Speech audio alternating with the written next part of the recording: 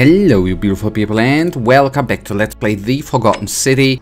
We start with conversations, right? Which we I think didn't have before. Yes, with him. As always, priestess. Any news about Scintilla, Navia or Kabash? No sign of any of them, I'm afraid. But we do have a newcomer. Strangely dressed fella. A traveler from a faraway land, then? Yeah. Seems that way. Then let's make sure he feels welcome, shall we? Of course, priestess. What is it, citizen? All right? A new face. Ave, and may Vesta watch over you. I'm Equitia. To what do I owe the pleasure of this visit? Oh my. I take it people are quite direct where you're from. I suppose it's quite charming in its own way. Usually, however, you wouldn't simply march up to a Vestal priestess and without due formality or courtesy ask, "What is your story?" Sorry, what should I have done? The proper approach would be to arrange an introduction through a mutual acquaintance in high office, by which time you would already know how to address me. And then you would find a way to satisfy your curiosity rather more indirectly. But to be honest, I've often thought what an unnecessarily formal way to communicate that is. So, let's do it your way. You just keep being yourself and ask whatever you like. It'll be a refreshing change. How did you end up here? You know, I'm not entirely sure. But what about you? How did you end up here? A young woman named Karen dragged me out of a river unconscious and set me in here. Karen, you say? And nothing about that name seemed odd to you?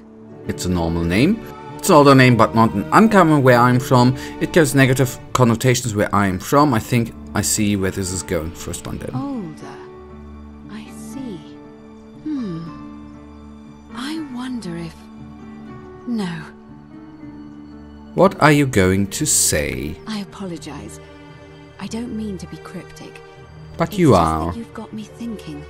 Have you spoken with any of the others about how they arrived here too? I really think you should. Go around and ask them what they remember and see if you notice any patterns. Good. Thank you. But please be careful. I just don't want to see what happened to Livia happen to you too. I may have already noticed a pattern. You have? Then what is it? Some people mentioned a river. Yes. I understand many of our friends were carried here by a river current. What else? That's all I noticed. There are definitely some common threads there. But I think we'll need at least a few to ensure we're not just seeing coincidences. Keep asking people how they wound up here. I don't want us to rush to any conclusions yet. Livia's fate weighs heavily on my mind and dictates we should be sure. Yes, you should ask the others first. Do you know a way out of here? That's a good one, as usual. I don't, I'm afraid. It seems to me we're exiled here until the gods judge us, one way or another. What do you think about the Golden Rule? I'm quite sure it's the work of the gods, which is strange because they've never been particularly concerned with our misdeeds, as long as we've kept the peace of the gods. We ask for blessings, for good health, bountiful harvest, military victory, and in return, we offer praise, wine, incense, or animals. But here, it seems they require much more of us. I find myself reminded of an especially pertinent tale from our great poet Ovid in his epic Metamorphoses. Would you like to hear it? It is rather long. Why not? I have time. Wonderful. It goes like this. Baucis and Philemon were an old married couple living a humble life in a small town. One night, the town gets a visit from a couple of vagrants. They go from door to door, asking for a place to stay the night. Of course, being vagrants, they're turned away sharply from house after house, 1,000 in all. until finally they come to the little cottage where Baucis and Philemon lived, Now, the kind old couple had very little to offer, but nevertheless, they invite these strangers into their house and offer them food, wine, and a place to stay. Immediately, the guests make themselves at home. They begin gulping down the old couple's wine, so much so that Baucis, the old lady, begins to worry they're going to run out. And then she notices something strange. Her wine pitcher keeps refilling itself, as if by magic. Realizing only a select few possess such powers, says to her husband, Philemon, "I think these men are gods in disguise." Immediately the couple begins apologizing for offering such coarse wine, and the vagrants metamorphosize and reveal themselves to be Jupiter, the king of the gods, and Mercury, the trickster god. They confide they didn't mind the meager offerings. They were just pleased that someone in the town offered them hospitality. Then Jupiter says to them, "You have passed our test, but everyone else in this city failed, so we are going to destroy this place and everyone in it, except you, who we will grant a wish." So old Baucis and Philemon escape up into the mountains safely, and they receive their wish, which is for eternity together. Meanwhile, Jupiter carries through with his threat and wipes that city off the map. Some say the moral of that story is that we must all honor the sacred rituals of guest friendship, the reciprocal obligations owed between hosts and guests. But I like to think it's that we should always show compassion for those less fortunate than ourselves. Or perhaps it's that the gods might kill you at any moment for failing their test and they don't even have to tell you what the rules are. That sounds good. A cynic philosopher might take that view, but it's not entirely invalid, I suppose. What's the status of the election? It must be completed by dusk, just the same as any other official business.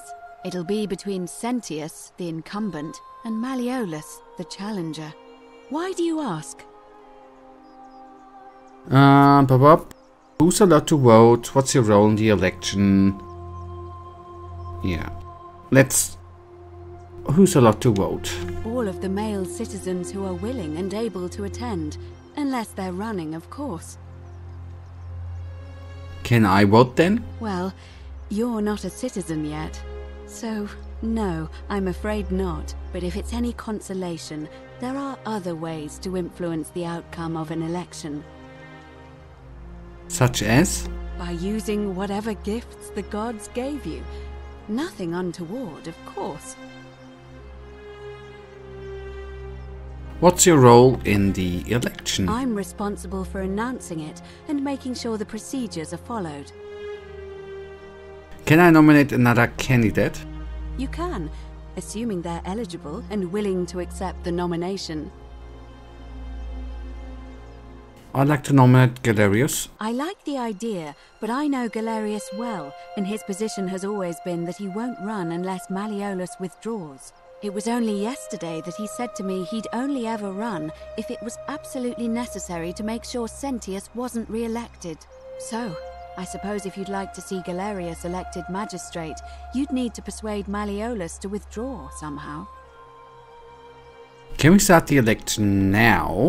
As I said, I'm planning to hold it before dusk, but I suppose I could hold it sooner, if there's a good reason.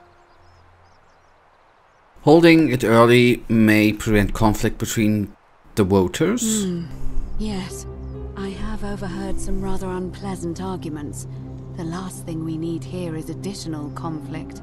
Very well, I'll get things started right away. Citizens, it is time. Let us meet to elect our magistrate. Time to go to the theater.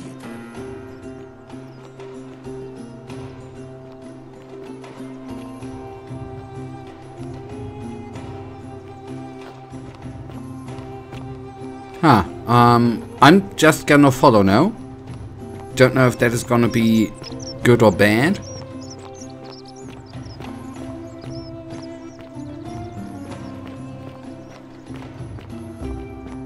Yeah, we still have the bowman thingy. But I now would rather see how this is gonna go. Yeah, I should have talked to those peoples. And maybe then accept the lady hiding, which I should take a look at in the next loop. We are gonna see how this is gone. See there, then in the end, not too many. Okay, the bar lady, the pub lady is missing. I just want to say that's all of them, but no. Yeah.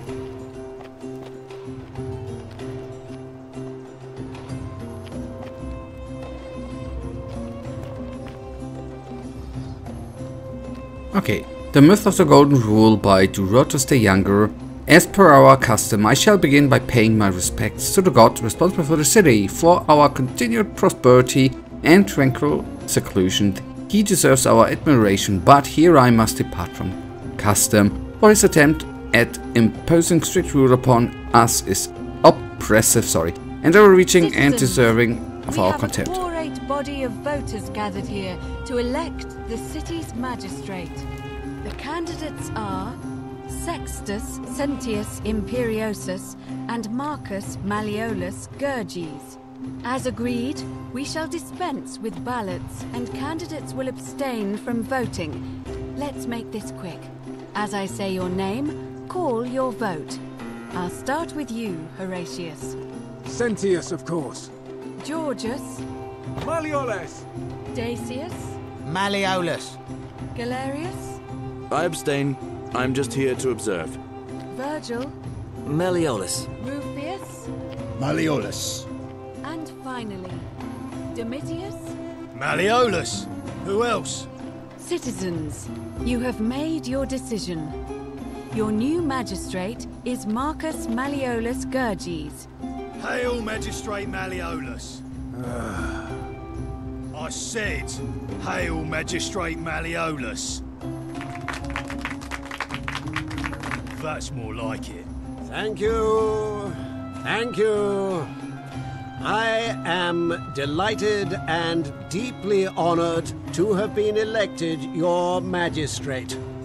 And now, I make this solemn promise to you, good citizens. Under my leadership, you will finally enjoy the freedom you deserve. No more shall you walk on eggshells, fearing simply to live and breathe, because the tyrant Sentius told you it was forbidden. For my first act as magistrate, I hereby announce a day of celebration to mark the end of an era. The myth of the Golden Rule is no more. The Golden Rule is real, you idiot. For his attempt to deceive us all, Sentius is hereby found guilty of treason against the Empire. What? I have committed no crimes. This is madness. His sentence: to fight for his life in gladiatorial combat against Domitius, here and now for your entertainment. You have no idea what you're doing. You're going to get us all killed. Wait, I exercise my right as a Vestal priestess to pardon him. I will not allow you to do this. You're showing your true colors now, priestess. Your corruption sickens me. Domitius, ignore her. Proceed. This is insanity. You'll doom us all.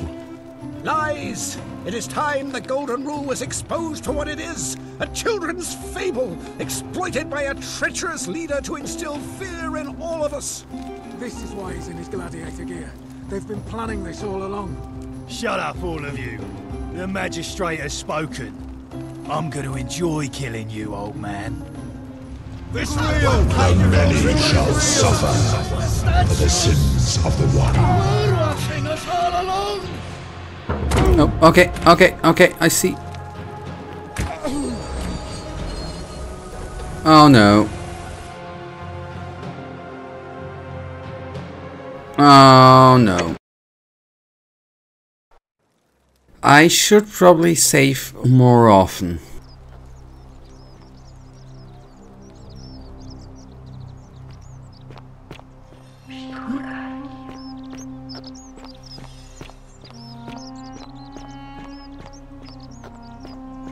That's bad, actually.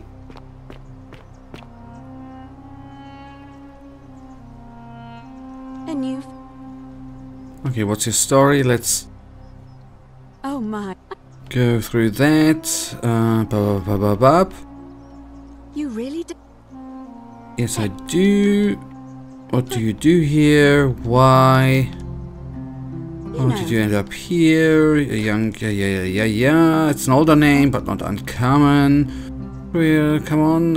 Yes. Alright, I'll do that. I have noticed a pattern. The river. That's all I noticed. No way out of here. What do you think about the golden rule? Is there? Why not? I have time. We can skip. That's good, right? I agree. I'm pleased to hear it. Okay, what's the status of the election? Can I vote then? Such as? What's your role in the election? Can I nominate another candidate? Can we start the election now?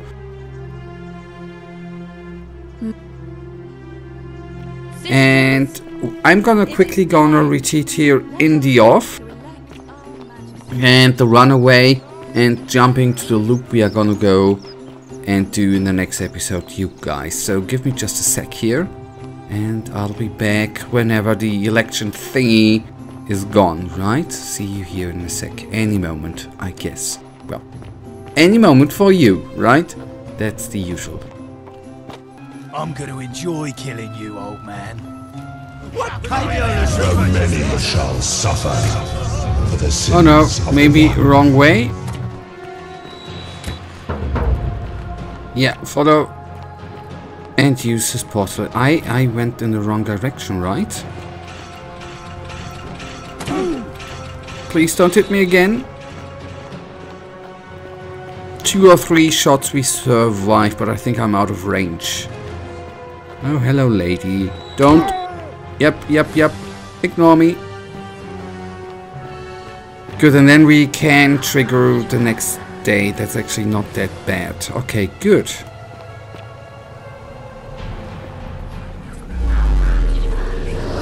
So that should be day 3 now. Maybe I'm triggering some events too early before we have collected some clues.